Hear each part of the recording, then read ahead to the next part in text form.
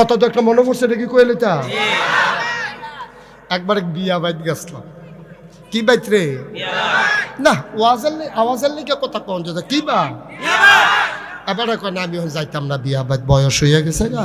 আপনি কোন না, আমি এনে গেছি, আপনি কইতে সমস্যা কিতা? কই গেছিলাম রে?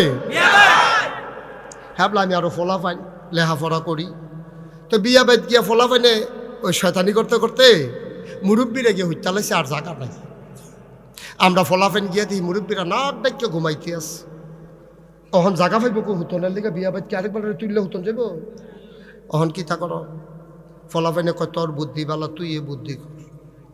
তা আমি বললাম একটা বুদ্ধি আছে, তোরা কামো লাগাই কি ফালবে? কয় কি বুদ্ধি? আমি কই আজান দে। একজনে জুড়ে আজান দে।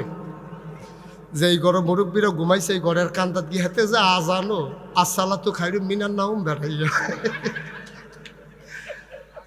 আজান খিসনের লগে লগে মুরব্বীরা সব উঠটা মেসোয়াক টেসোয়াক লইয়া উঁচু করতে যাইতে আছে।